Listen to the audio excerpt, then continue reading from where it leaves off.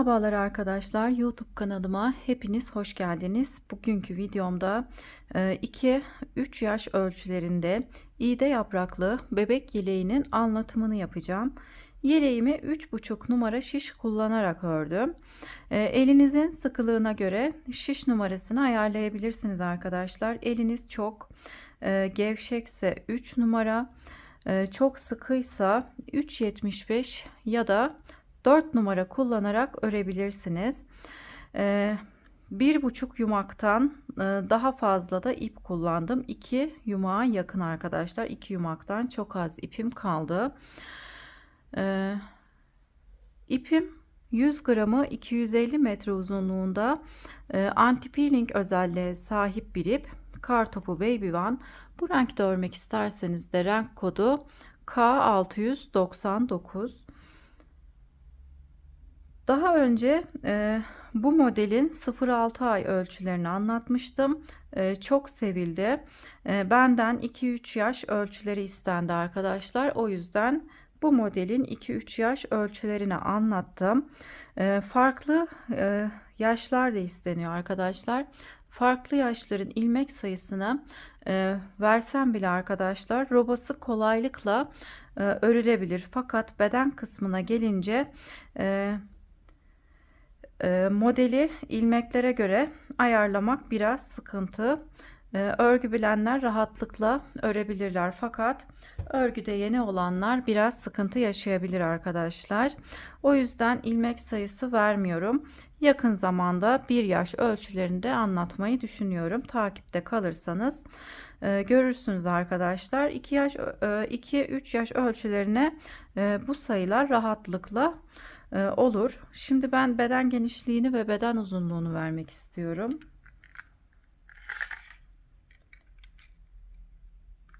Yeleğimizin beden genişliği 30 santim.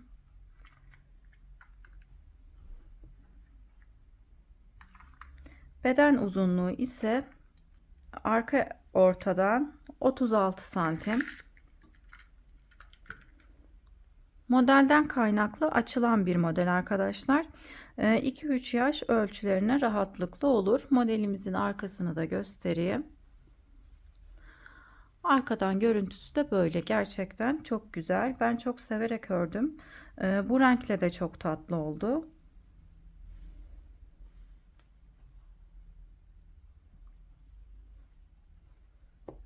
Kanalımın da en sevilen modellerinden bir tanesi oldu arkadaşlar. 0-6 ay ölçüsü kanalımda var. 2 yaş ölçüsünü de anlatmış oldum. İlerleyen zamanlarda da isterseniz yorum olarak yazabilirsiniz. 1 yaş ölçüsünde anlatacağım. Kanalıma abone değilseniz ücretsiz olarak abone olabilirsiniz. Beğeni ve yorum yaparsanız çok sevinirim. Paylaşacağım yeni model videolarından haberdar olmak isterseniz de bildirim zilini açabilirsiniz. Yapılışına geçmeden önce bir de şu ayrıntıyı vermek istiyorum arkadaşlar. Video içerisinde 12 haroşa sırasında bir iliklerimizi açalım demiştim. 11 haroşa sırasında bir açarsak ilikler tam denk gelecektir. O yüzden 11 haroşa sırasında bir iliklerimizi açarak ilerleyelim. Ayrıntılı olarak model yapımını anlattım zaten arkadaşlar. Şimdi modelimizin yapılışına geçelim. Örmek isteyen herkese kolay gelsin. Yeleğimiz için 3,5 numaralı şişimize 78 ilmek atarak başlıyoruz. Yakası için 4 haroşa sırası örüyoruz. 2 yaş ölçüsünde olduğu için 4 haroşa sırası ördüm. 1 yaşa kadar yakası için 3 haroşa sırası örüyorum. Yakadan başlamalı. Yeleklerde 1 yaşa kadar 3 haroşa sırası, 1 yaştan sonrası için 4 haroşa sırası örüyorum. Bu yeleğimde de 4 haroşa sırası ördüm. Haroşamı her iki yönde de ters olarak örüyorum. Kenarlarımın bu şekilde tırtıklı olması için de sıra sonundaki ilmeği örmeden alıp sıra başında ters olarak örüyoruz. 78 ilmekle başladık. Kenarlarda 7 ilmek patımız olacak. hem bu kenarda hem de bu kenarda sıra sonunda ilk iliğimizi açacağız. Şimdi hem de bu sırada artırmalarımızı yapacağız. 7 ilmeğimizi pat olarak örüyoruz. Sıra sonunda örmeden almış olduğum ilmeği sıra başında ters olarak örüyorum. 1 2 3 4 5 6 7 ilmek patımızı ördükten sonra dolama yapıp bir ilmek ters örüyorum. Dolama yapıp bir ilmek ters örüyorum. Dolama yapıp bir ilmek ters örüyorum. Yakasından sonraki sırayı bu şekilde örüyoruz. Bir ilmek dolama yapıp bir ilmek ters örüyorum. Bir ilmek dolama yapıp bir ilmek ters örüyorum. Tekrar dolamamı yaptım. Bir ilmek ters örüyorum. Bütün ilmeklerimizi sıra sonunda 7 ilmeğimiz kalana kadar bu şekilde örmeye devam edelim.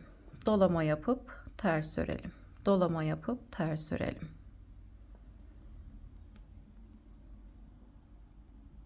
Yedi ilmeğimiz kalana kadar örüp geliyorum. Sıra sonunda 7 ilmeğim kalana kadar ilmeklerimi ördüm. En son ters ördüm. Dolama yapıyorum. 7 ilmeğim kaldı. 7 ilmekten 3 tanesini ters olarak örüyorum. 1 2 3 ilmek ters ördükten sonra alttaki ipi sol şişime takıp ters olarak örüyorum. Burada bir ilmek artırıyoruz. Hemen yanındaki 2 ilmeği birlikte örerek kesiyorum. Ters örerek kesiyorum. Bir ilmek artırmış, bir ilmek kesmiş olduk. Bir ilmek ters örüp sondaki ilmeği, yani patımızın 7. ilmeğini örmeden şişimize takıp arka yüze geçeceğiz. Ön yüzde bu şekilde ördük. Patımızdan sonra hemen artırmaya başlamıştık. Burada da 7 ilmek pattan önce dolama yaparak artırmamızı yaptık. Şimdi arka yüze geçiyorum. Arka yüzde patımızda olan ilmeklerimizi ters olarak örelim. 1 2 3 4 5 6 7 ilmek pat ilmeklerimi ördükten sonra artırmış olduğumuz ilmekleri, yani ajur ilmeklerimizi ters olarak örüyoruz.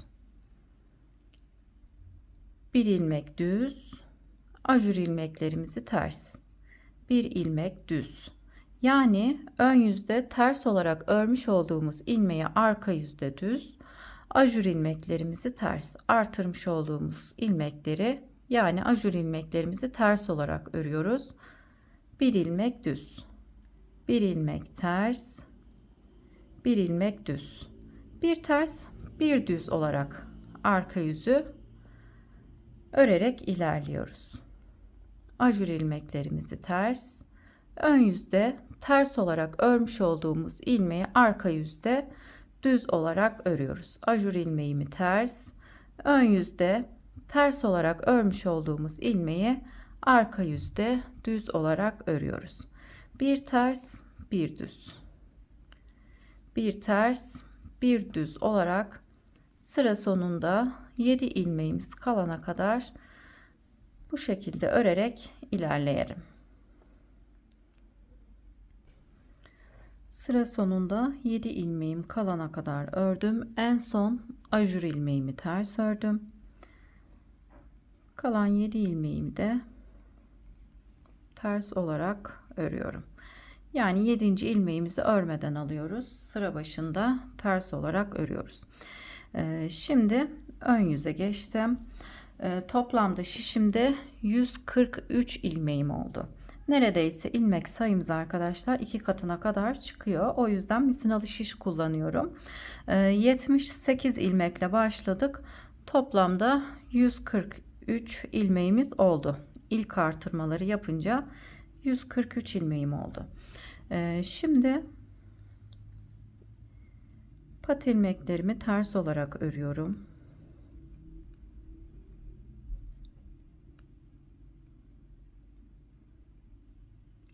7 ilmeğimi ters olarak ördükten sonra ajur ilmeğimi düz, bir ilmek ters, ajur ilmeğimi düz, bir ilmek ters. Yani bu sırada da yine bir ters bir düz olarak örüyoruz.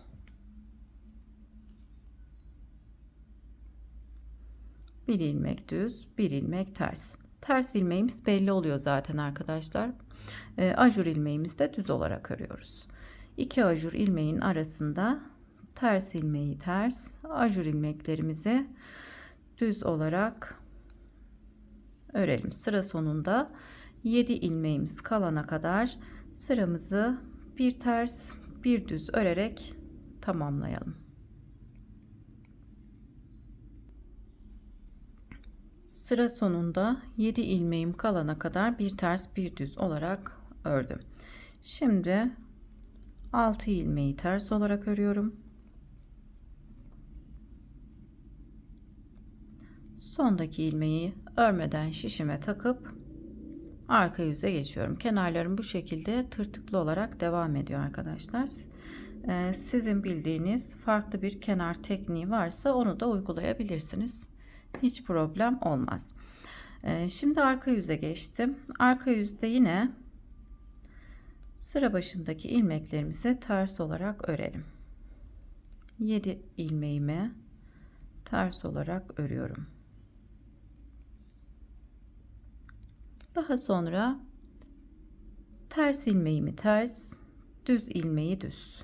Arka yüzde ilmeklerim kendisini artık gösteriyor arkadaşlar. Tersler ve düz ilmekler.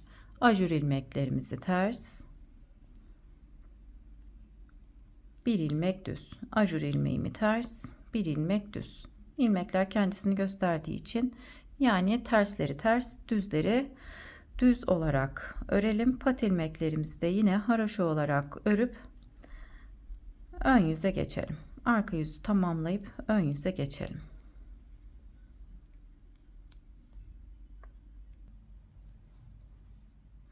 Arka yüzü tamamladım. Ön yüzdeyim. Yine pat ilmeklerimizi haroşa olarak arada olan ilmekleri ise bir ters bir düz olarak örmeye devam edeceğiz. Tekli lastik uygulayacağız. Yakasından sonra 4 haroşa sırasından sonra 2 sıra örmüş olduk. Toplamda 8 sıra tekli lastik öreceğiz. İkisini ördük. 6 sıra daha bir ters bir düz olarak 143 ilmeğimizle yakasından sonra 8 sıra olana kadar örelim arkadaşlar. Daha sonra tekrar artırma yapacağız. 11 haroşa sırası 11 ya da 12 haroşa sırasında arkadaşlar. 12 haroşa sırasında bir iliklerimizi açarak ilerleyelim. Şimdi 2 sıra örmüştüm. 6 sıra daha bir ters bir düz olarak örüp geliyorum. Yaka kısmından sonra 8 haroşa sırası ördüm. 4 haroşa sırası yakası, 2 4 6 8 sırada yakasından sonra bir ters bir düz olarak ördüm. Toplamda yakasıyla birlikte 12 haroşa sırası örmüş olduk. Şimdi bu sırada tekrar artırma yapacağız. Fakat 2 ters 2 düz olarak örmeye devam edeceğiz. Şimdi bu sırada artırmamızı yapalım. Pat ilmeklerimizi yine her iki yönde ters olarak örüyorum. 7 ilmeği ters olarak örelim.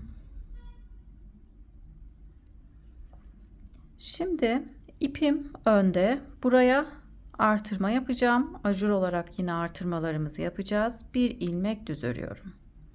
İpimi öne alıyorum. Dolama yapıp ters örüyorum. İpim önde duruyor. Ajur yaparak artırmamı yapıyorum. Bir ilmek düz örüyorum. İpimi öne alıp dolama yapıyorum. Ters örüyorum. İpimiz önde. Bir ilmek düz örüyorum. Hem buraya bir ilmek artırma yapmış oluyoruz. İpimiz önde olduğu için bir ilmek de düz örüyoruz. İpimi öne alıp şişime dolama yapıp bir ilmek ters örüyorum. İpim önde, bir ilmek düz örüyoruz. İpimi öne alıyorum, dolama yaparak artırmamı yapıyorum. Bir ilmek ters örüyorum. İpimiz önde, bir ilmek düz örüyoruz. Bir ilmek artırıp bir ilmek düz örüyoruz. Bir ilmek artırıp bir ilmek ters örüyorum. İpim önde, bir ilmek artırıp bir ilmek düz örüyoruz. İpimi öne alıyorum. Bir ilmek artırıp bir ilmek ters örüyoruz. Sıralamamız bu şekilde devam ediyor arkadaşlar. Sıra sonunda 7 ilmeğimiz kalana kadar bu şekilde artırmalarımıza devam ederek örelim. Şimdi o kısma kadar örüp geliyorum.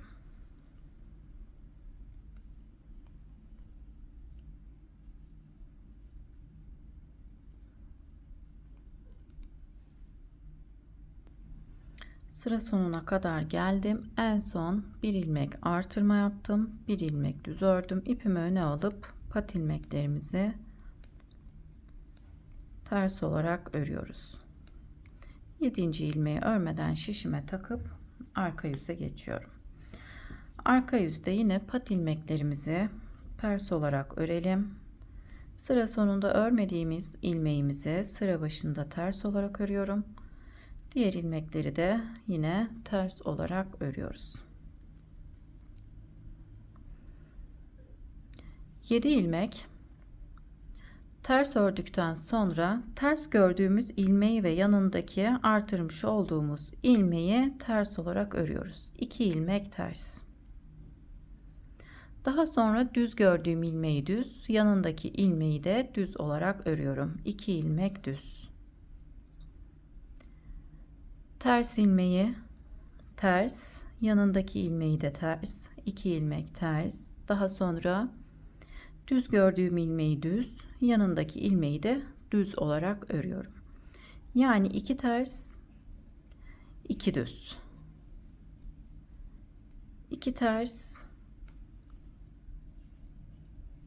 2 ilmek düz. 2 ilmek ters, 2 ilmek düz olarak sıra sonuna kadar devam ediyoruz. Sıralamamız bu şekilde.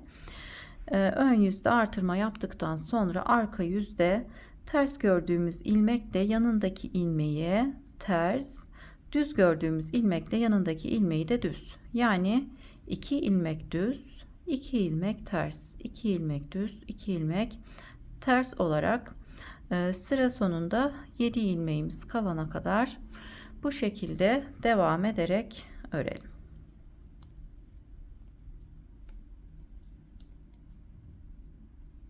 İki düz, iki ters, iki düz, iki ters olarak örüp geliyorum.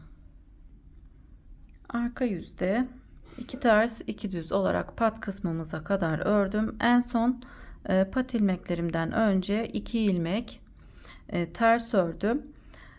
Kalan 7 ilmeği haroşa olarak ördüm. Sondaki ilmeği de örmeden şişime takıp ön yüze geçiyorum. Şimdi yine 2 ilmek ters, 2 ilmek düz olarak örmeye devam edeceğiz. Şişimde toplamda 272 ilmeğimiz oldu arkadaşlar, ikinci sıra artırmamızı yapınca. Şimdi yine pat ilmeklerimizi ters olarak örelim.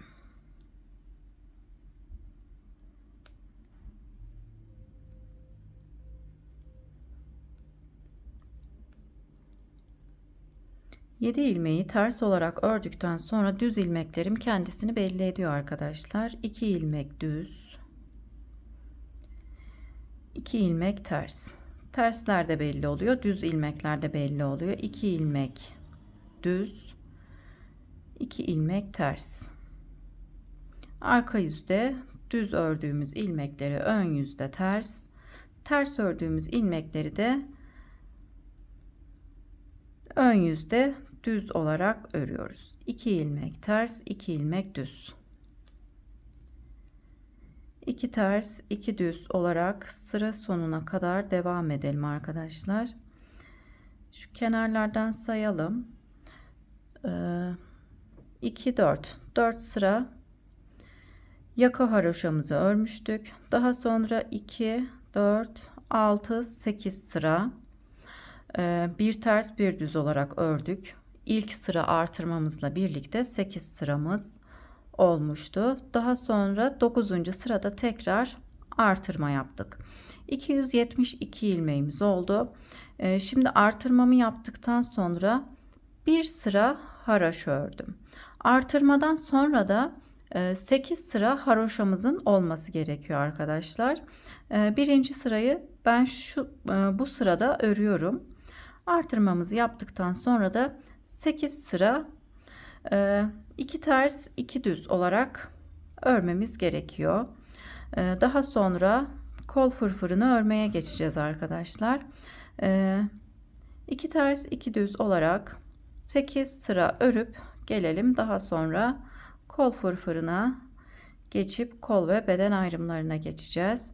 Şimdi 8 sıraya tamamlayıp geliyorum. Robamızda biraz ilerleyip geldim. 2 ters 2 düz olarak artırmamızdan sonra 8 sıra örecektim arkadaşlar. Fakat bir sıra eksik ördüm. 2 4 6 7 sıra ördüm. Artırma sıramızla birlikte 8 sıramız oldu. Bu sıra bizim için yeterli arkadaşlar. Çünkü kol fırfırını örerken de yine robamızda ilerleyeceğiz. O yüzden bu sıra benim için yeterli olduğu için artırma sırasından sonra 7 sıra ördüm. Artırma sıramızla birlikte 8 sıra. Yani bir ters bir düz olarak 8 sıra örüyoruz. Artırma sıramızla birlikte 8 sırada 2 ters 2 düz olarak örüyoruz.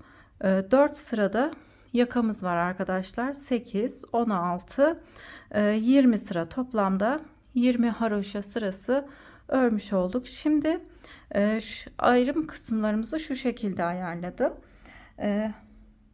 Önler 44 ilmek. 44 ilmek sayıp ayracımı taktım. Aynı şekilde bu önümüzde 44 ilmek. Kollar 52 ilmek. Arka beden ise 80 ilmekten oluşuyor. Şimdi bu sırada kol fırfırımızı örmeye geçiyoruz.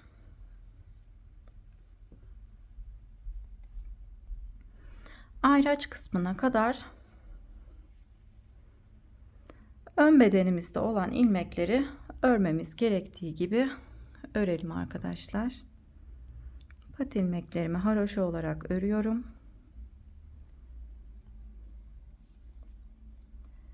İki ters, iki düz, iki ters. Yine aynısı gibi örüyoruz. İlmekleri görmüş olduğumuz gibi örüyoruz. 2 ilmek ters, 2 ilmek düz. Ayraç kısmına kadar örüp gelelim. Ayraç kısmına kadar örerek geldim. En son 2 ilmek ters ördüm. 1 ilmek düz örüyorum. Ayracımı sağ şişime geçirdim. Şimdi kolumuzda 52 ilmeğimiz var. İlmekleri şu şekilde örüyoruz. Önce 3 ilmek ters örüyorum. Fırfırlı kısmın birinci sırasındayız. 3 ilmek ters. İpimiz önde duruyor. 1 ilmek ters düz örüyorum. Buraya 1 ilmek artırma yapmış oluyoruz. Şimdi 4 ilmek ters.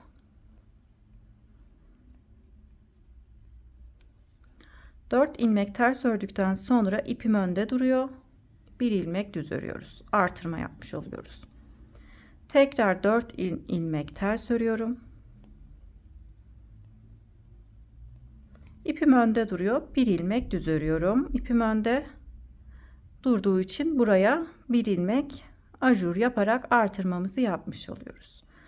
4 ilmek ters örerek 1 ilmek artırma yapıyoruz. İpimiz önde duruyor. 1 ilmek düz örüyoruz. Sadece kola başlarken 3 ilmek ters ilmeğimiz burada arkadaşlar. İlmek sayımızın denk gelmesi için. Burada da kolu bitirirken de yine 3 ilmek ters öreceğiz. Fırfır aralarımız 4 ilmek tersten oluşuyor. İpimi öne alıyorum. 4 ilmek ters örüyorum. İpim önde, 1 ilmek düz örüyorum. Hem de buraya ajur yaparak artırmamızı yapmış oluyoruz. 4 ilmek ters. İpimiz önde duruyor. 1 ilmek düz örüyoruz. Tekrar 4 ilmek ters örüyorum. İpim önde, 1 ilmek düz örüyorum. İpimi öne alıp 4 ilmek ters örüyorum. İpimiz önde, 1 ilmek düz örüyoruz. Dediğim gibi ipimiz önde olduğu için buraya ajur yaparak artırma yapıyoruz. Tekrar 4 ilmek ters örüyorum. İpim önde, 1 ilmek düz. Sıralamamız bu şekilde devam ediyor. Kolda fırfır kısmına başlarken birinci sıramızda bu şekilde örüyoruz. 4 ilmek ters ördükten sonra ipim önde, 1 ilmek düz örüyorum. 3 ilmeğim kalıyor. Kalan 3 ilmeği ise ters olarak örüyorum. İlmek ayrıcı sağ şişe alıyorum. Kola başlarken de 3 ilmek ters örmüştük. Kolun bitiş kısmında da yine 3 ilmek ters örüyoruz. Fırfır aralarımız ise 4 ilmek tersten oluşuyor. Şimdi arka yüzde ilmekleri görmüş olduğumuz gibi örüyoruz. Sırada düz ilmeğim var. 1 ilmek düz örüyorum. 2 ilmek ters. 2 düz, 2 ters olarak ayraç kısmımıza kadar örüp gelelim. Arka bedende olan 80 ilmeğimi ilmek ayracıma kadar ördüm. Şu kısımdan bu kısma kadar ördüm. Ayracımı sağ şişe geçiriyorum. Şimdi başlarken 3 ilmek ters örüyoruz. Kolda olan ilmeklerimden 3 ilmek ters ördüm. İpim önde, 1 ilmek düz örüyorum. 4 ilmek ters örüyorum. 4 ters. İpimiz önde, 1 ilmek düz örüyoruz. Ajur yaparak artırmamızı yapıyoruz. Sıralamamız bu şekilde devam ediyor arkadaşlar. 4 ilmek ters örüp ipimiz önde duruyor. 1 ilmek düz örüyoruz. Ajurumuzu yapıyoruz. Şimdi yine ayraç kısmına kadar sıralamamız bu şekilde örerek devam edelim.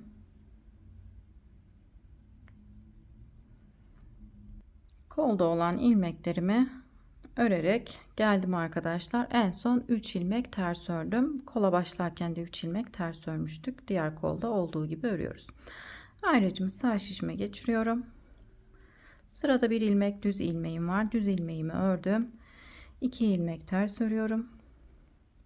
2 ilmek düz. İlmekleri görmüş olduğumuz gibi örelim. Yani örmemiz gerektiği gibi örelim arkadaşlar. 2 ters 2 düz olarak pat kısımda olan ilmeklerimizi haraşo olarak örüp sıramızı tamamlayalım. Ön yüzü tamamladım. Arka yüze geçtim. İlmek ayracımıza kadar ilmekleri örmemiz gerektiği gibi örelim arkadaşlar. Pat ilmeklerimizi haroşa,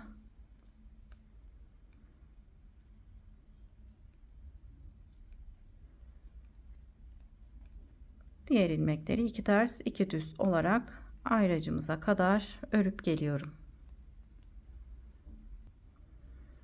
Ayracımıza kadar geldim. Ayracı sağ şişime geçiriyorum. Şimdi arka yüzde kola başlarken 3 ilmek ters örmüştük. Arka yüzde düz olarak öreceğiz. Şimdi 3 ilmek düz örüyorum. 2 ilmek ters. 4 ilmek düz örüyorum şimdi. Fırfır aralarımız 4 haroşadan oluşuyordu. Ön yüzde 4 ilmek ters örmüştük. Arka yüzde 4 ilmek düz örüyoruz. 2 ilmek ters. 4 düz 2 ters olarak devam ediyoruz. 4 ilmek düz.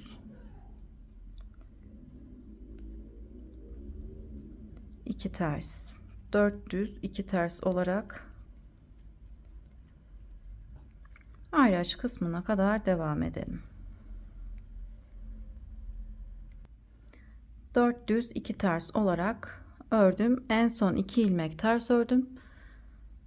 3 ilmek düz ilmeğim var arkadaşlar. Sıra başında da yine 3 ilmek düzle başlamıştık. Burada da 3 ilmek düzle kol ilmeklerimi örüp tamamladım. Şimdi arka yüzde olan ilmeklerimizi yine görmüş olduğumuz gibi ters ilmekleri ters, düz ilmekleri düz olarak örüp diğer kol ayrımına kadar gelelim.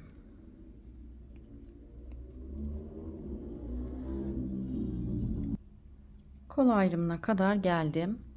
İlmek ayrıcı sağ şişime geçirip 3 ilmek düzle başlıyorum. Kola başlarken diğer kolda da 3 ilmek düzle başlayıp 3 ilmek düzle bitiriyoruz. 2 ilmek ters, 4 ilmek düz. 2 ters, 4 düz olarak kolda olan ilmeklerimizi örelim.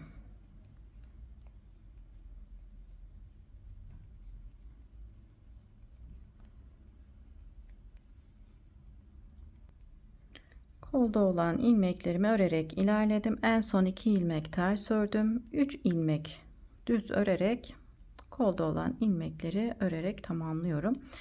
Şimdi ön bedenimizde olan ilmekleri örmemiz gerektiği gibi örüp ön yüze geçelim.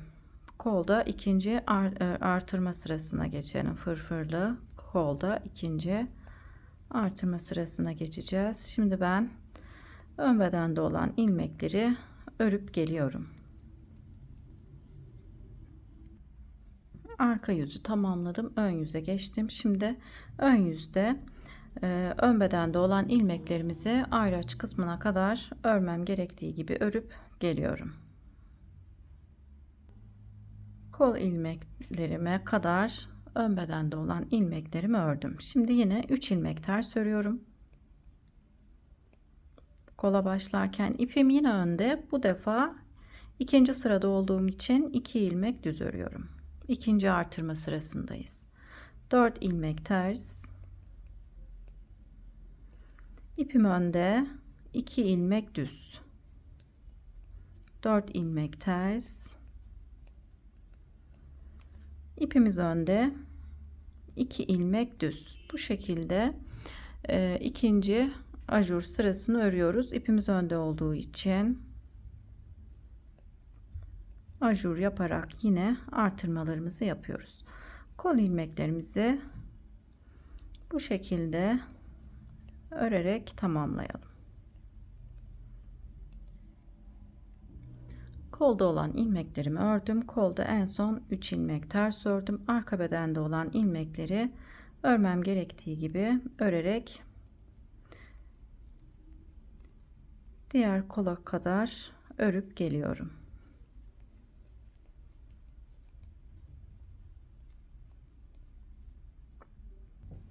Arka bedenimizde olan ilmeklerimi ördüm. Şimdi kol ilmeklerime geçiyorum. 3 ilmek ters. İpim önde, 2 ilmek düz. 4 ilmek ters örüyorum. İpim önde, 2 ilmek düz. 4 ilmek ters örüyorum. Sıralamamız bu şekilde devam ediyor. Kolda olan ilmeklerimizi bu şekilde örüp gelelim. Kolda olan ilmeklerimi en son 3 ilmek ters örerek tamamladım. Şimdi ön bedende olan ilmeklerimizi görmüş olduğumuz gibi örelim. 1 ilmek düz, 2 ilmek ters, 2 düz, 2 ters olarak kolda olan ilmeklerimizi örüp arka yüze geçelim.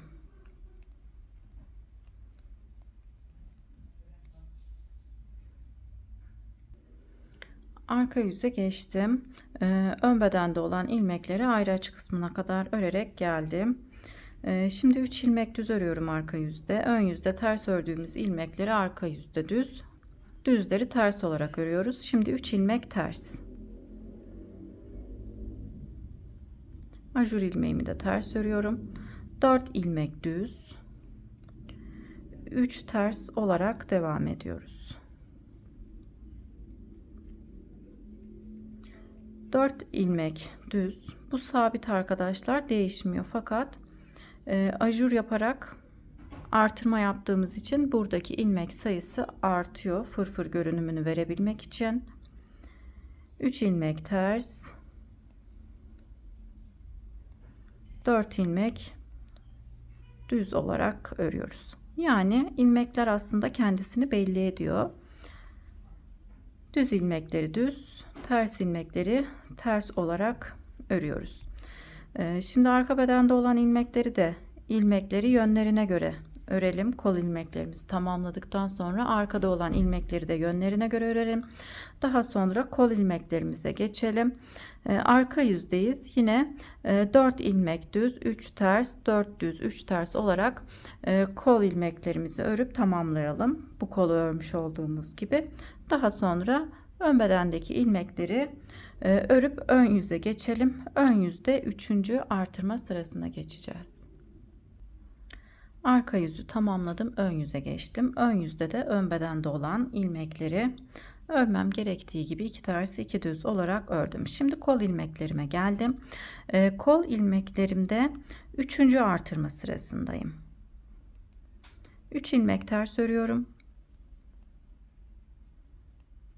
İpim önde. Bu defa 3. artırma sırasındayım. 3 ilmek düz örüyorum. 4 ilmek ters. İpimiz önde. 3 ilmek düz örüyoruz. Artırmalarımızı bu şekilde örerek ilerleyelim arkadaşlar. Artık arka yüzde ve ön yüzde ilmekleri nasıl örmemiz gerektiği gibi örebiliriz. İlmekler kendisini belli ediyor zaten. Düz ilmekler ve ters ilmekler kendisini gösteriyor. 5 ya da 6 artırma sırası örüp gelelim arkadaşlar. Sizin isteğinize bağlı. Robanız biraz büyük olmasını istiyorsanız 6 ya da 5 artırma sırası da örebilirsiniz. Şimdi kol fırfırında örerek ilerleyip geliyorum. Kol fırfırımızı tamamladım. Kol fırfırımızı 6 artırma sırası ördüm. Ön yüzde ördüm. Arka yüzde kesim yapacağız. 1, 2, 3, 4, 5. 6. sıramızı ön yüzde ördüm. Şimdi arka yüze geçiyorum. Arka yüzde kol fırfırımızı keseceğiz. Şimdi ilmek ayracımıza kadar ön bedenimizde olan ilmeklerimizi örelim. Pat ilmeklerimi haroşa olarak ördüm. 2 ilmek ters, 2 ilmek düz. Şimdi ilmek ayracımıza kadar ilmeklerimizi örmemiz gerektiği gibi örüp geliyorum. Ön bedende olan 44 ilmeğimi örerek geldim. İlmek ayracımızı artık çıkarıyoruz. Şimdi kolda olan fırfırı kesmeye geçiyorum. Bir ilmek düz örüyorum. Bir ilmek daha düz örüyorum. Bir önceki ilmeği üzerinden geçirerek kesiyorum. Bir ilmek düz örüp bir önceki örmüş olduğum ilmeği üzerinden geçirerek kesiyorum. Bir ilmek düz örüp bir önceki ilmeği üzerinden geçirerek kesiyorum. Ön bedenimizde 44 ilmeğimiz var. Kolda olan ilmekleri ise bu şekilde düz örerek kesiyoruz. Bir ilmek düz örüp bir önceki ilmeği üzerinden geçirerek kesiyorum. Bir ilmek düz örüp bir önceki ilmeği üzerinden geçirerek kesiyoruz.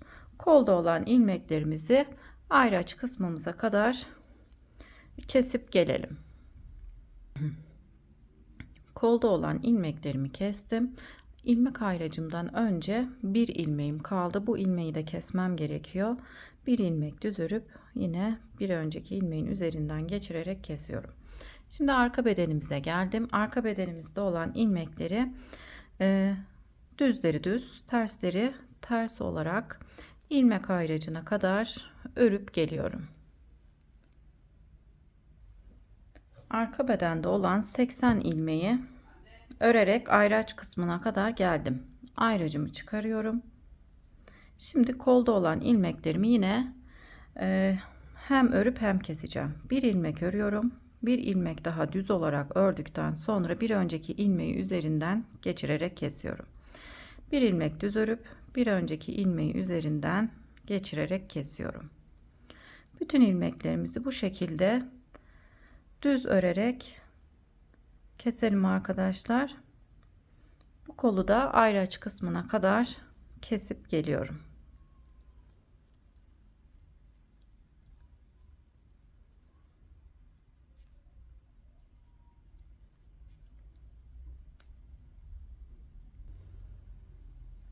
Kolda olan ilmeklerimi kestim.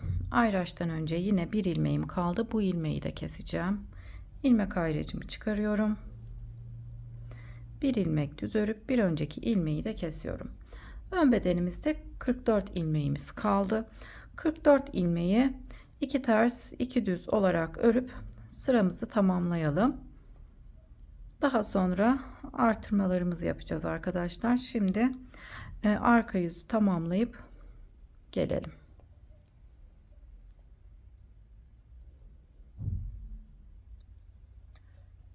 Ön yüze geçtim. Pat ilmeklerimi ters olarak ördüm. Artık model kurulumuna geçmeden önce ilmeklerimizi ön yüzde bir sıra düz, arka yüzde de bir sıra ters öreceğiz. Kol altında artırmalarımız olacak. Önlerde 44, arka bedende ise 80 ilmeğimiz var. Toplamda 168 ilmeğim var arkadaşlar. Model kurulumu yapabilmek için 83 ilmeğimin olması gerekiyor. O yüzden 15 ilmek artırma yapacağım. Kol altında 4'er ilmek artırma yapacağım. Bu sırada kol altında 3 ilmek artırma yapacağım. Arka yüzde ise birer ilmek daha artırma yaparak kol altında 4 ilmek artırma yapmış olacağım. Şimdi kol altına kadar ilmeklerimizi düz olarak örelim. Bütün ilmeklerimi düz olarak örüyorum. Toplamda şişimizde 168 ilmeğim var.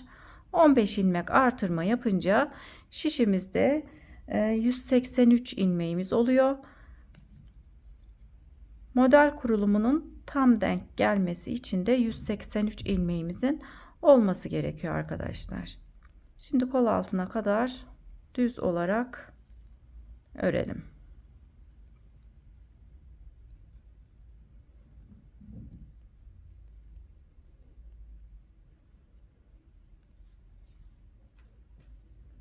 İlmeklerimi kol altına kadar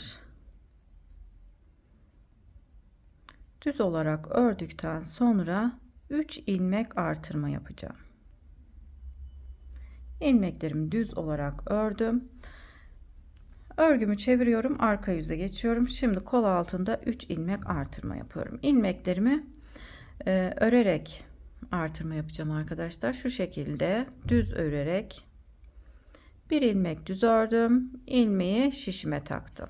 Şişime takmış olduğum ilmeği tekrar düz olarak örüp tekrar şişime takıyorum.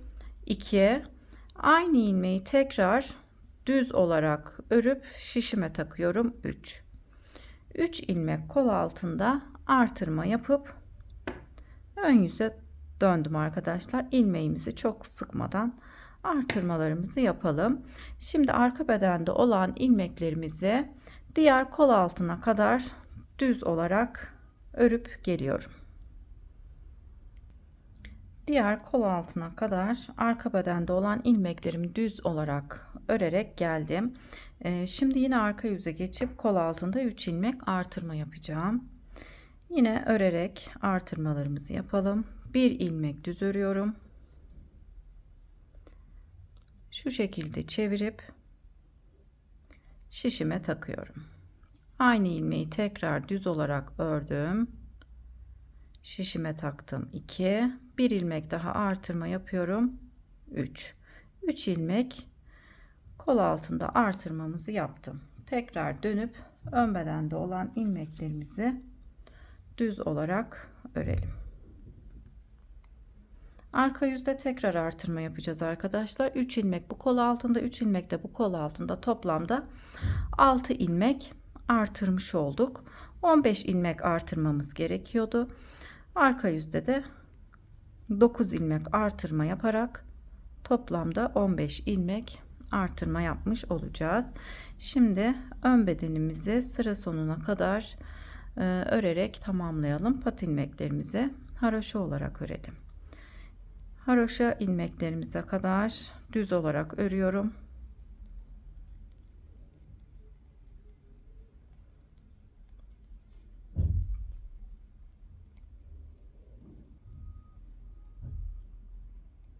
Model kurulumuna geçmeden önce bir sıra ön yüzde düz, bir sıra da arka yüzde ters örmüş oluyoruz.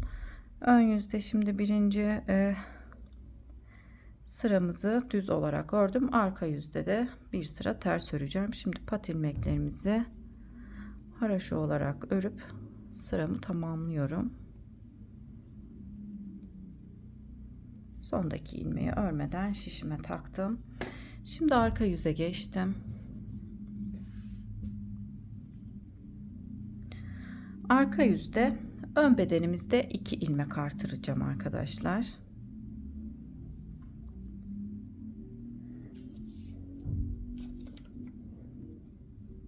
Pat ilmeklerimi haroşa olarak örüyorum.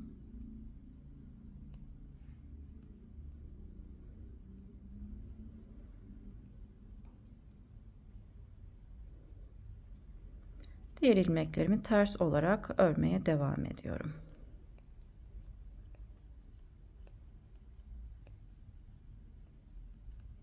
Şu şekilde sayarak göstereyim. 2, 4, 6, 8, 10, 12, 14, 15. 15 ilmek ördükten sonra bir ilmek artırma yapalım. 16. ilmeği ters olarak ördüm. Aynı ilmeği bir kez daha örerek burada bir ilmek artırma yaptım. Şimdi yine 15 ilmek örelim. 1, 2, 3,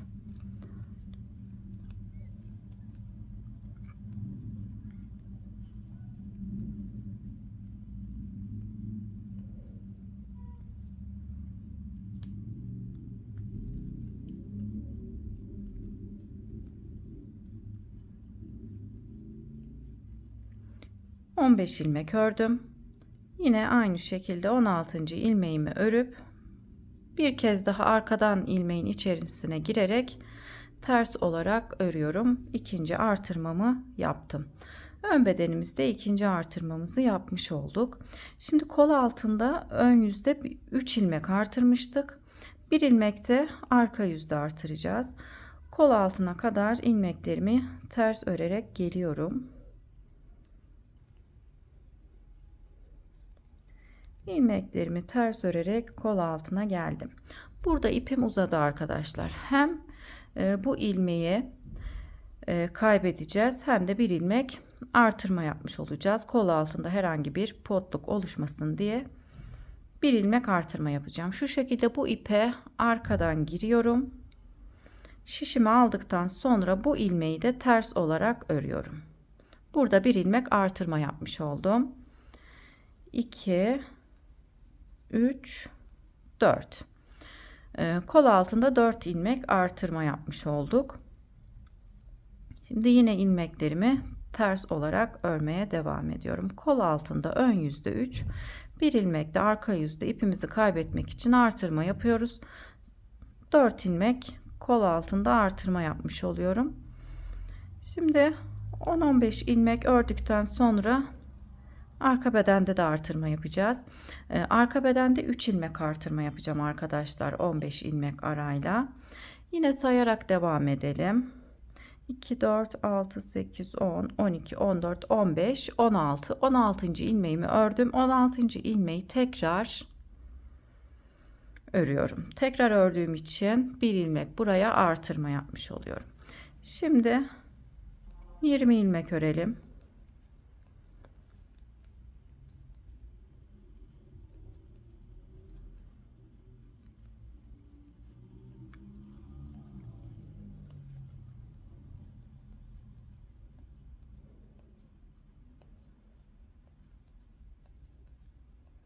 20 ilmek ördükten sonra bir ilmek daha artırma yapacağım. 21. ilmeği örüyorum. Aynı ilmeği tekrar örerek arka bedende ikinci artırmamızı da yaptık.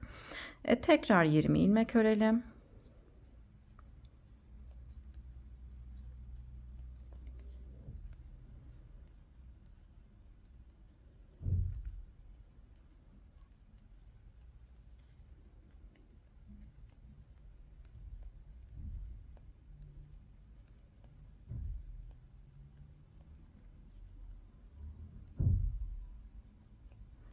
20 ilmek ördüm.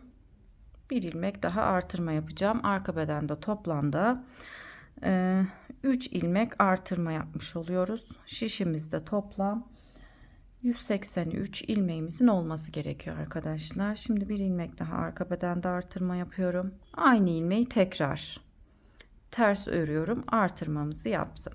Şimdi arka bedendeki ilmekleri ters örerek kol altına kadar gelelim.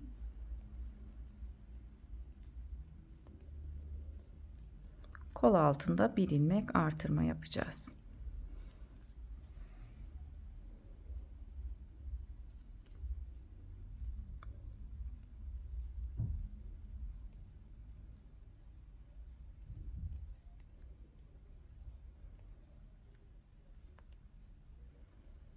Kol altına geldim. Burada uzayan ipimizle artırma yapıyoruz.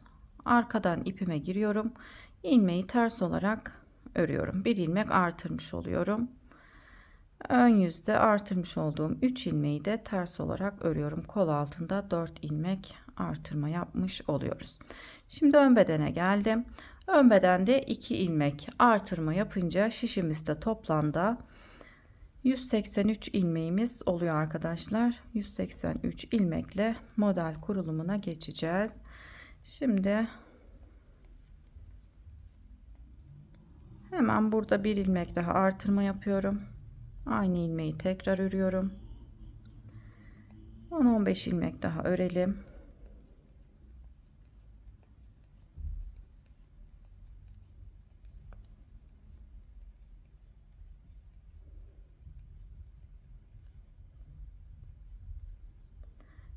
Aynı ilmeği tekrar örerek ön bedende ikinci artırmamı da yapmış oldum. Toplamda 168 ilmeğimiz vardı.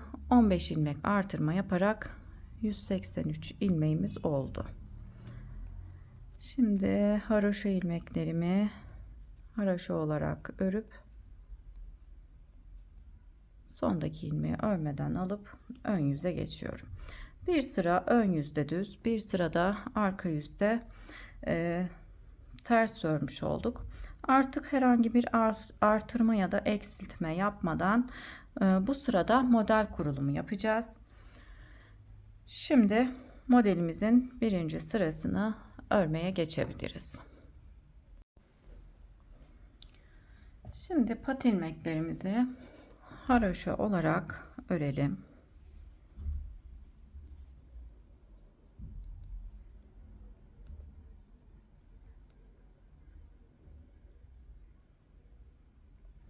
Yedi ilmeğimi haroşa olarak ördüm. Modelde birinci sıradayız. Ön yüzdeyim. Ön yüzde modelimizin birinci sırasını şu şekilde örüyoruz arkadaşlar. Bu sırada yanlış yapmamaya dikkat edelim. Bu sırayı hatasız kurarsak diğer sıralarda da hata yapmadan ilerleriz. Şimdi 2 ilmek ters örüyorum. 1 2 2 ilmek ters ördükten sonra dolama yapıp 3 ilmeği ters örerek kesiyorum. Tekrar dolama yaptım. 2 ilmek ters örüyorum. 1 2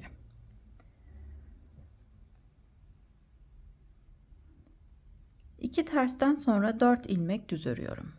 1 2 3 4 4 ilmek düz ördükten sonra ipimi öne alıyorum. 3 ilmeği ters örerek kesiyorum.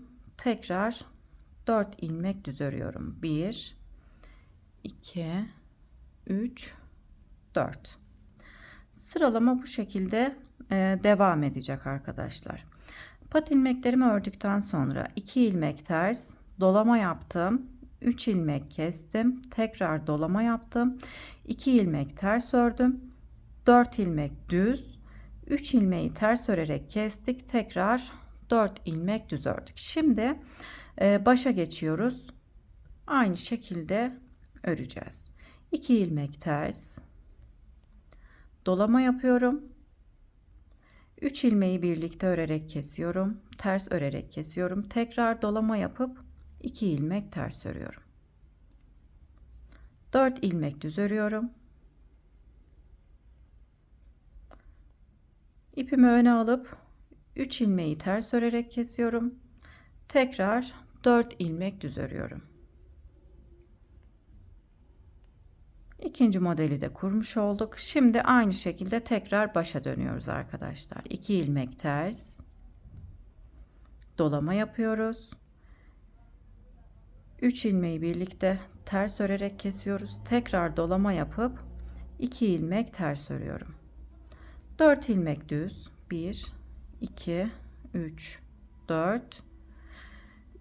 3 ilmeği ters örerek kesiyorum. Tekrar 4 ilmek düz örüyorum. 1 2 3 4. Sıralamamız bu şekilde devam ediyor arkadaşlar. 2 ilmek ters, dolama yapıyoruz. 3 ilmeği ters örerek kesiyoruz. Tekrar dolama yapıp 2 ilmek ters örüyoruz. 4 düz, 3 ilmeği ters örerek kesiyorum. Tekrar 4 ilmek düz örüyorum. Son kez göstereyim arkadaşlar. Daha sonra sıra sonuna kadar örüp gelelim. Aynı şurada başlamış olduğumuz gibi başlıyoruz. Pat ilmeklerinden sonra örmüş olduğumuz gibi örüyoruz. 2 ilmek ters, dolama yapıyoruz. 3 ilmeği ters örerek kesiyorum. Tekrar dolama yaptım. 2 ilmek ters örüyorum. 4 ilmek düz,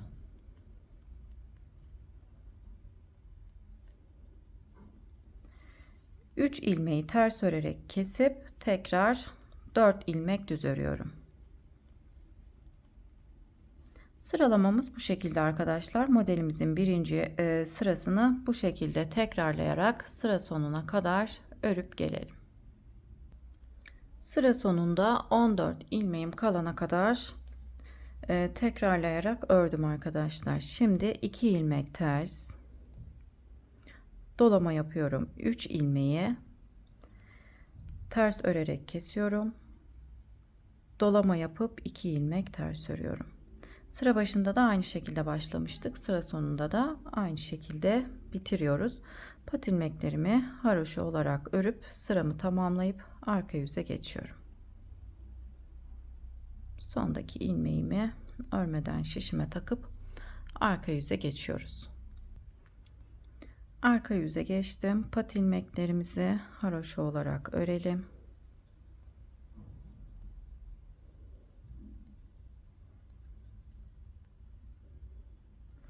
Yedi ilmeğimi haroşa olarak ördükten sonra 2 ilmek düz örüyorum. Ön yüzde ters ördüğümüz 2 ilmeği arka yüzde düz örüyoruz. Daha sonra 3 ilmek ters, 1 2 3 2 ilmek düz, 9 ilmek ters örüyorum. 1 2 3 4 5 6 7 8 9.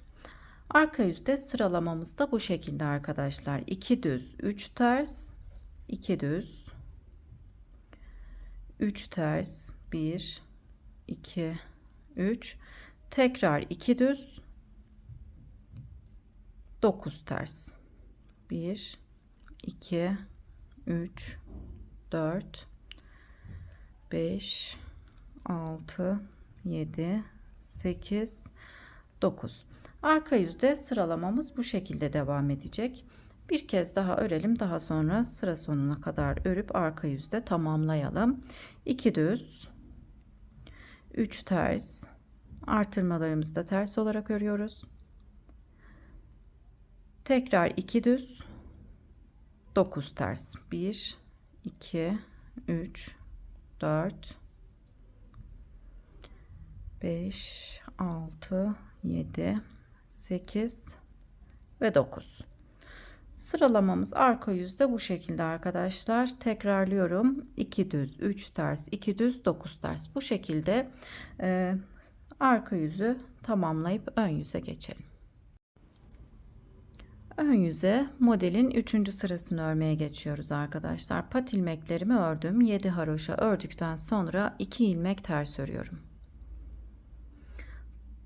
İpim önde, 3 ilmek düz örüyorum. 1 2 3. İpimi öne alıyorum. dolama yapıyorum. 2 ilmek ters örüyorum. 2 ilmek ters ördükten sonra 1 2 3 4 5 6 7 8 9 9 ilmek düz örüyoruz. Yaprağımızda 9 ilmeği düz olarak ördük. Bir önceki sırada yaprağımızın ortasında olan 3 ilmeği ters örerek kesmiştik. Her sırada kesim yapmıyoruz arkadaşlar. Buradaki yaprakta da bir önceki sırada kesim yapmıştık.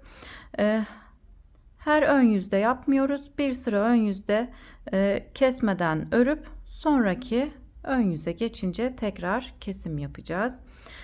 Şimdi 2 ilmek ters örüyorum. İpim önde, dolama yapıyorum. 3 ilmek düz örüyorum. 1 2 3 ajur yaparak dolamamızı yaptık. İpimi öne alıyorum. Dolama yaptım, artırmamı yaptım. 2 ilmek ters örüyorum. 2 ilmek tersten sonra 9 ilmek düz örüyorum.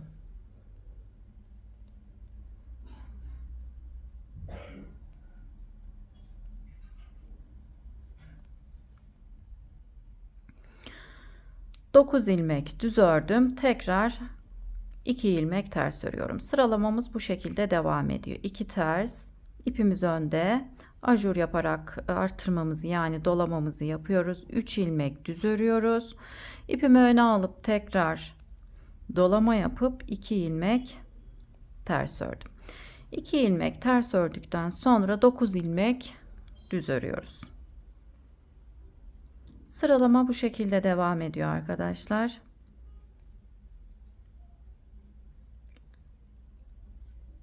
Son kez tekrar örelim. 2 ilmek ters. İpim önde, dolama yapıyoruz. Artırmamızı yapmış oluyoruz. 3 ilmek düz örüyoruz. İpimi öne alıyorum. Tekrar dolama yapıp 2 ilmek ters örüyorum. 9 ilmek düz örüyoruz. Bu şekilde örerek modelde 3. sıramızı tamamlayıp arka yüze geçelim. Sıra sonuna geldim. 7 ilmek pat ilmeğim kaldı. Şimdi bu sırada ilik açacağım arkadaşlar. İliğimizi de birlikte açalım. 1 2 3 ilmek ters ördüm. Alttaki ipi sol şişime takıyorum. Ters olarak örüyorum. Yanındaki 2 ilmeği birlikte ters örerek kesiyorum. 1 ilmek ters örüp sondaki ilmeği örmeden şişime taktım. 3. iliğimizi de açmış olduk. Şimdi arka yüze modelde 4. sıramızı örmeye geçiyorum. Pat ilmeklerimizi ters olarak örelim.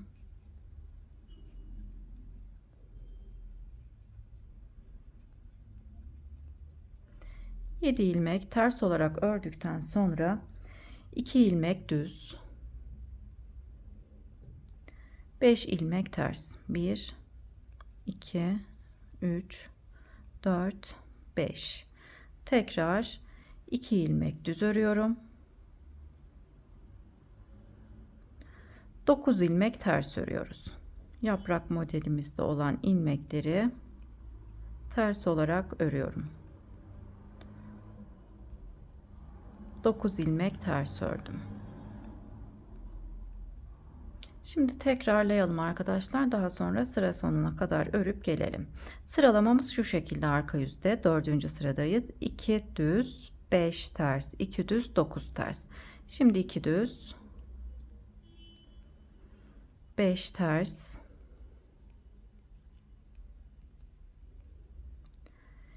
2 düz, 9 ilmek ters.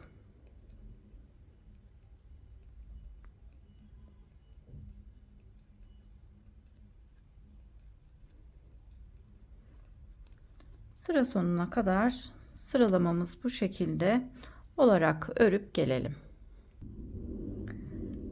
Ön yüze geçtim. Modelimizde 5. sıradayım. Pat ilmeklerimi ördüm. Şimdi 2 ilmek ters örüyorum. Bu 2 ilmeği arka yüzde düz olarak örüyoruz. İpim önde, tekrar dolama yapıyorum. 1 ilmek düz örüyorum. 3 ilmeği ters örerek kesiyorum. 1 ilmek düz örüyorum. İpimi öne alıp dolama yaptım. 2 ilmek ters örüyorum. Her sırada modelin ortasında olan 3 ilmeği kesmiyoruz arkadaşlar. Bir sırada kesip bir sıra kesmeden örüyoruz. Sonraki sırada kesiyoruz. Bir önceki ön yüzde kesmediğim için bu sırada modelin ortasındaki 3 ilmeği kestim. Buradaki yaprağımızda da yine aynı şekilde bir önceki sırada kesmeden örmüştük. Bu sırada tam ortada olan 3 ilmeği keseceğim.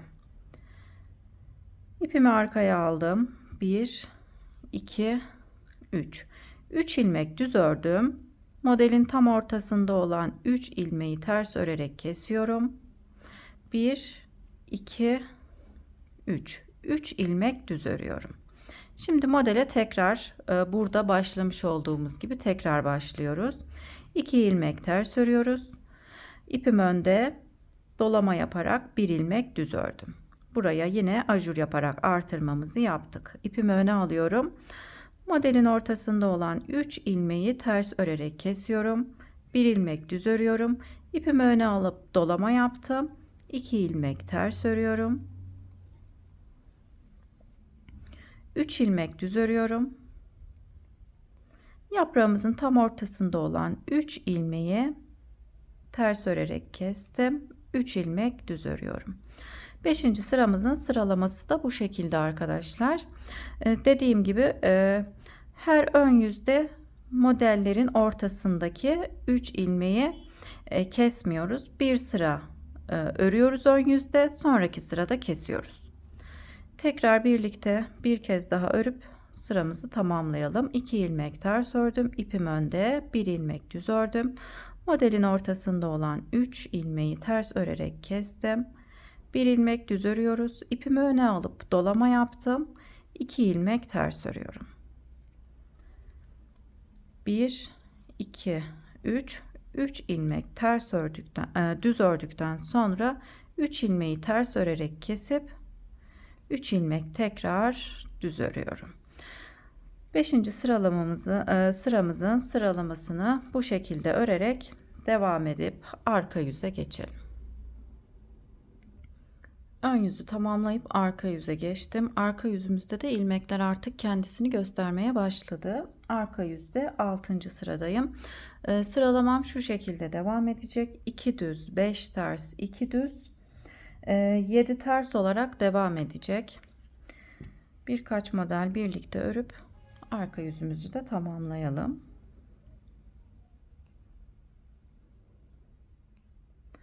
Pat ilmeklerimi ters olarak örüyorum.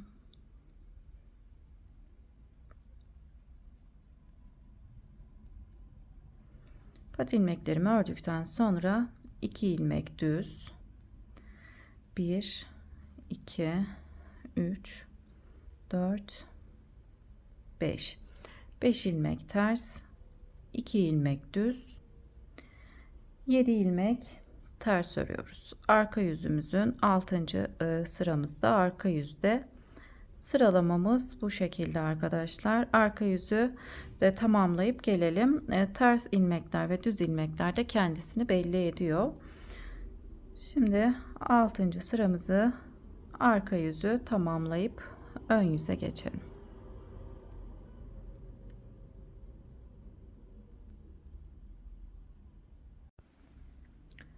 Ön yüze modelde 7. sırayı örmeye geçiyorum. Pat ilmeklerimi ördükten sonra 2 ilmek ters örüyorum. İpim önde, yine dolama yapacağım. 1 2 3 4 5 ilmek düz örüyorum. Bir önceki sırada ön yüzde modelin ortasındaki 3 ilmeği kestiğim için bu sırada kesmeden örüyorum. İpimi öne aldım, dolama yaptım. 2 ilmek ters örüyorum. İpimi arkaya aldım. 1 2 3 4 5 6 7 ilmek düz örüyorum. Tekrar başa dönüyorum. 2 ilmek ters. İpim önde, dolama yapacağım. 1 2 3 4 5 ilmek düz örüyorum. İpimi öne alıyorum, dolama yaptım. 2 ilmek ters örüyorum. 7 ilmek düz örüyoruz.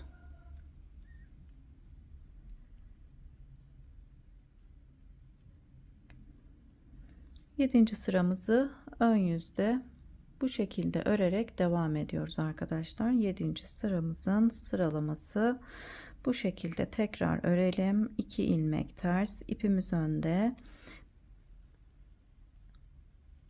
5 ilmek düz örüyoruz. İpimi öne alıp dolama yapıp 2 ilmek ters örüyorum. 7 ilmek düz örüyorum.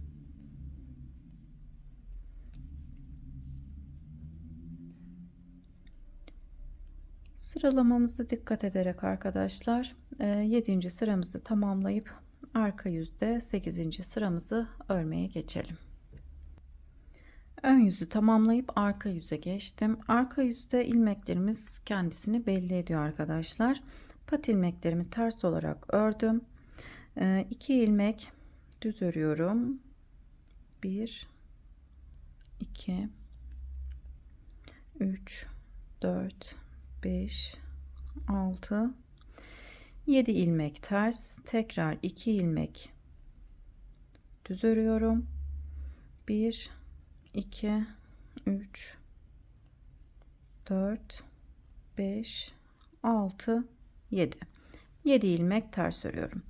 Ters gördüğümüz ilmekleri ters, düz ilmekleri ise düz olarak arka yüzümüzü yani 8. sıramızı örüp tamamlayalım.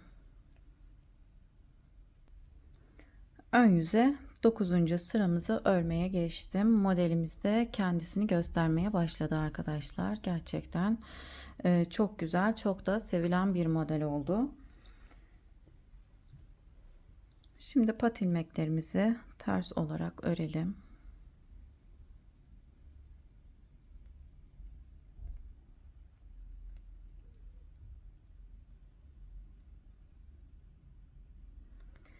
İki ilmek ters örüyorum. İpim önde, yine artırma yapacağım. 1 2 ilmek düz örüyorum. Buraya ajur yaparak artırmamızı yaptım.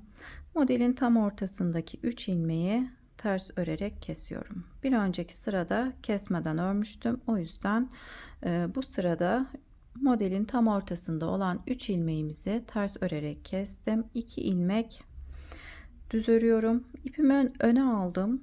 Dolama yaptım. 2 ilmek ters örüyorum. İpimi arkaya aldım. 1 2 ilmek düz ördükten sonra bu yaprağımızın tam ortasında olan 3 ilmeği ters örerek kesiyorum. 2 ilmek düz örüyorum. Tekrar 2 ilmek ters örüyorum. İpim önde. 1 2 ilmek düz örüyorum. İpim önde olduğu için ajur yaparak yine artırmamı yaptım. İpimi öne alıp modelin tam ortasında olan 3 ilmeği ters örerek kestim. 2 ilmek düz örüyorum. İpimi öne aldım. Dolama yapıp 2 ilmek ters örüyorum. 2 ilmek düz örüp yaprağımızın tam ortasında olan 3 ilmeği ters örerek kestim. 2 ilmek düz örüyorum. Bu sırada sıralamamız da bu şekilde devam ediyor arkadaşlar. Sıramızı tamamlayıp arka yüze geçebiliriz. Ön yüzde 9. sırayı tamamladım. Şimdi arka yüze geçiyorum. Arka yüzde 10. sıramızı örelim arkadaşlar. İlmekler kendisini arka yüzde belli ediyor zaten. Yine biraz birlikte örelim. Pat ilmeklerimi ters olarak ördüm. 2 ilmek düz örüyorum. 1 2 3 4 5 6 7 ilmek ters ördükten sonra 2 ilmek düz örüyorum. 5 ilmek ters örüyorum. Arka yüzde de sıralamamız bu şekilde devam ediyor. İlmekler de kendisini belli ediyor. Tersleri ters, düzleri düz olarak örüp modelde 10. sırayı tamamlayıp ön yüze geçelim.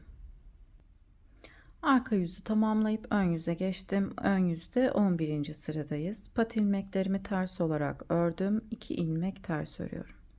İpim önde. 1 2 3 4 5 6 7 ilmek düz ördükten sonra ipimi tekrar öne alıp dolama yapıyorum. 2 ilmek ters örüyorum. İpimi arkaya alıp 1 2 3 4 5 ilmek düz örüyorum.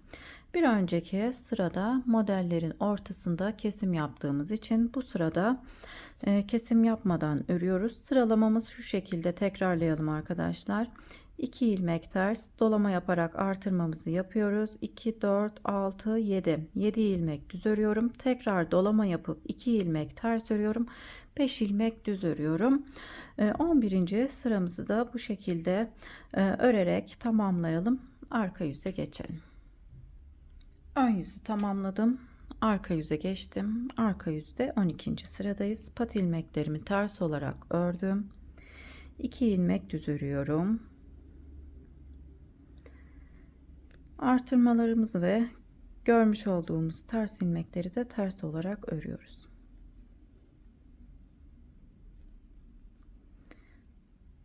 2 ilmek düz ördükten sonra 2 4 6 8 9 ilmek ters,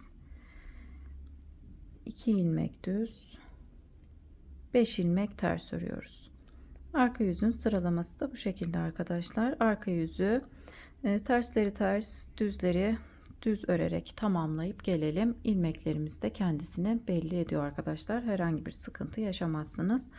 Düz ilmeklerimi düz, ters ilmeklerimi ters olarak örüp geliyorum. Ön yüze 13. sıraya geçtim arkadaşlar. Sıra sayısını sayarken hem ön yüzü hem arka yüzü sayıyorum. 7 ilmek haroşamızı ördükten sonra 2 ilmek ters örüyorum. İpim önde. Yine artırmamı yapıyorum. Ajur olarak artırmamı yapıyorum. 1 2 3 ilmek düz ördükten sonra modelin tam ortasında olan 3 ilmeği ters olarak kesiyorum. Tekrar 3 ilmek düz örüyorum. 1 2 3 ilmek düz ördükten sonra ipimi öne aldım, dolama yaptım. 2 ilmek ters örüyorum. 1 ilmek düz örüyorum.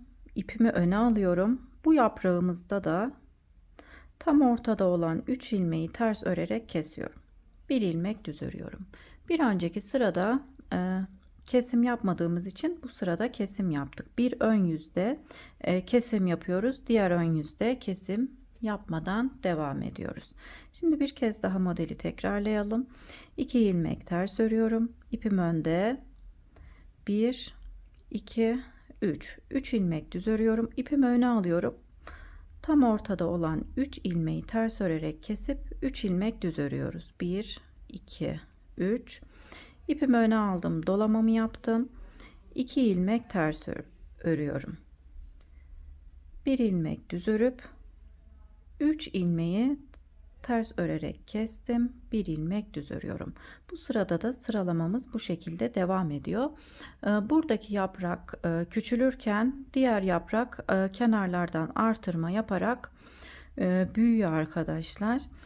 Şimdi bu sıramızı da bu şekilde örerek tamamlayıp gelelim. Sıramı tamamladım. Şimdi arka yüze geçiyorum. Arka yüzde pat ilmeklerimi haroşa olarak ördüm.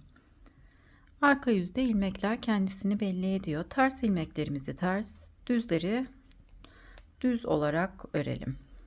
Arka yüzde 14. sırayı örüyorum. Arka yüzü tamamlayıp ön yüze geçelim.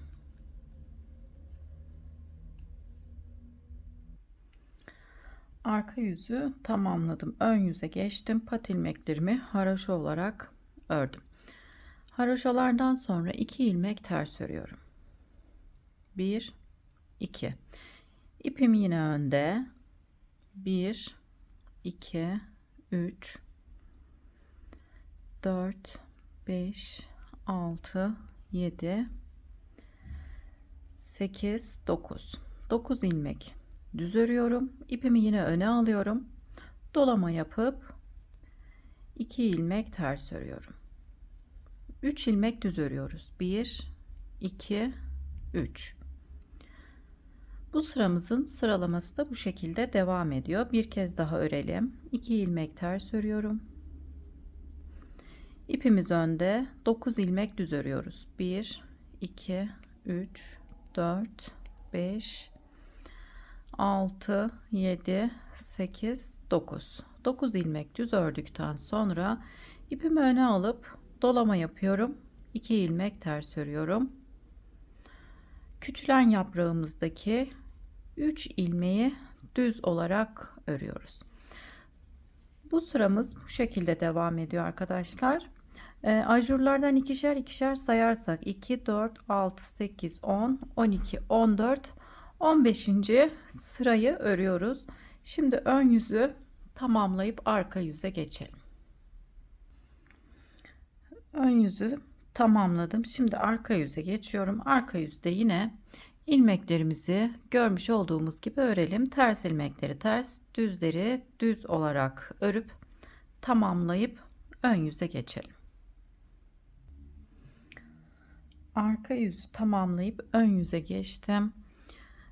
Ön yüzde şimdi bu sırada modeli ilk sırasından tekrar kuracağız arkadaşlar. Buradaki modeli bu yaprakta kuracağız. Buradaki modeli ise buradaki yaprakta kuracağız. Şimdi tam yerleri değişti arkadaşlar. İlk sıradan model kurulumuna geçiyorum. Bu sırada ilk sıradan tekrar model kurulumu yapacağız. 2 pat ilmeklerimden sonra 2 ilmek ters ördüm. 4 ilmek düz örüyorum. 4 ilmek düz ördükten sonra modelin tam ortasındaki 3 ilmeği birlikte örerek kesiyorum. Tekrar 4 ilmek düz örüyorum.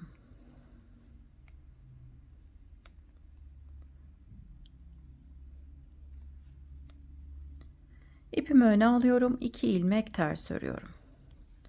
Büyük yaprağımızı bu şekilde örüyoruz. Küçük yaprakta ise kenarlarından ajur yaparak aynı burada olduğu gibi artırmalara devam ederek yaprağımız büyüyecek. Buradaki yaprakta orta kısmından keserek küçülmeye başlayacak. Dolama yapıp 3 ilmeği birlikte ters örerek kesiyorum. Tekrar dolama yapıp 2 ilmek ters örüyorum. İpimi arkaya alıyorum. Yine aynı şekilde yaprakta 4 ilmek düz örüp 1, 2, 3, 4. Tam ortada olan 3 ilmeği ters örerek kesiyorum. Tekrar 4 ilmek düz örüyorum. İlk sıramız bu şekilde devam edecek arkadaşlar. 2 ilmek ters örüyorum. Buradaki yaprak tekrar küçülen yaprağım büyümeye başlayacak. Büyüyen yaprak da tekrar küçülecek. Dolama yapıyorum. 3 ilmeği ters örerek kesip tekrar dolamamı yaptım. 2 ilmek ters örüyorum. İlk sıraya döndük arkadaşlar. İlk sırada olduğu gibi kesimlerimizi ve artırmalarımızı yapalım. İsterseniz videoyu başa sararak motif kurulumuna tekrar bakabilirsiniz. Sadece motiflerin yerleri değişiyor. Bu motifte yaptığımız işlemi bu motifte uyguluyoruz. Burada yapmış olduğumuz kenarlarda artırmalarımızı ve kesmelerimizi de bu motifte uygulayarak devam ediyoruz arkadaşlar. Motiflerimizi bu şekilde artırma ve eksiltme yaparak devam edelim. İsterseniz de başa sararak motif yapımına tekrardan diğer sıralarda bakabilirsiniz. İkinciye, üçüncü, dördüncü artırma sıralarına tekrar bakarak motif yapımına devam edebilirsiniz arkadaşlar. Şimdi 12 haroşa sırasında bir ilmeklerimizi, iliklerimizi açarak devam edelim. Beden kısmını örelim arkadaşlar. Beden kısmı istediğimiz uzunluğa gelene kadar örüp geliyorum. Beden kısmını tamamladım. Beden kısmı 2 tam motif olana kadar ördüm arkadaşlar. En son motifi bu şekilde kestim, son sırasını. Şimdi fırfır kısmına geçiyoruz. Fırfır kısmını öreceğiz. Pat ilmeklerimi ördüm. 4 ilmek ters örüyorum. 1 2 3 4 ilmek kestikten sonra ipim önde duruyor. 1 ilmek düz örüyorum. Tekrar 4 ilmek ters örüyorum. 1 2 3 4. Aynı kol fırfırımızı örmüş olduğumuz gibi 4 ilmek örüp daha sonra fırfırlı kısmını artırma yaparak devam edeceğiz. Bu sıramızın sıralaması bu şekilde devam ediyor arkadaşlar. 4 ters,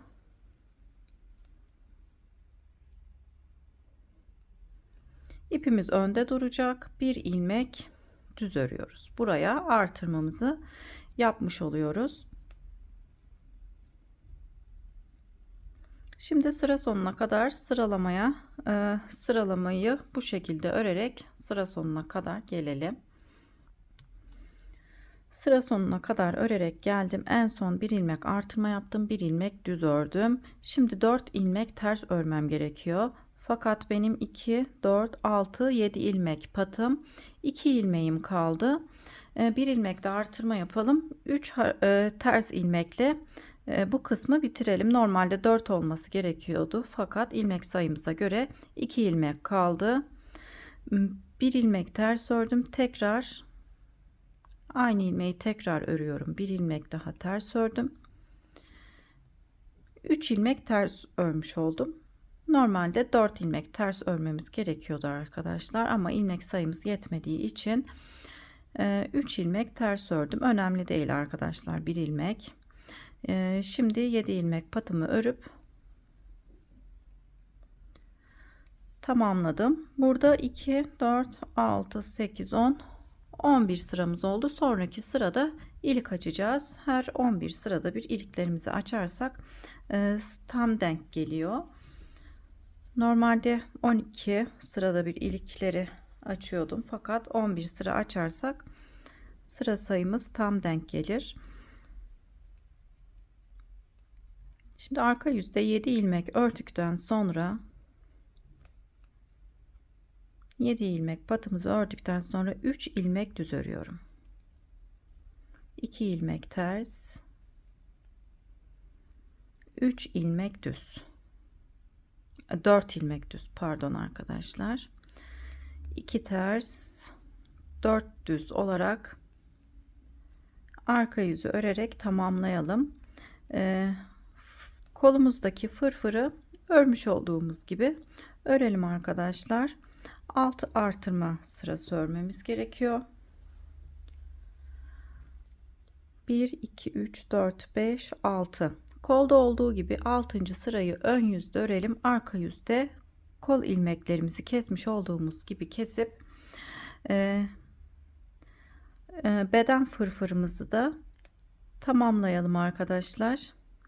Daha fazla videoyu uzatmak istemiyorum. Zaten çok ayrıntılı bir video oldu. Ayrıntılı olarak anlattım. Örgüye yeni başlayanlar için de ayrıntılı bir video oldu.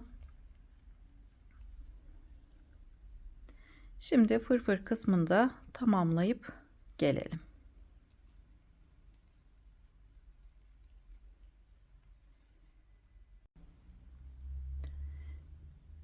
Beden fırfırını tamamlayıp yeleğimi tamamladım. Düğmelerimi de diktim arkadaşlar. Toplamda 6 adet düğme kullandım.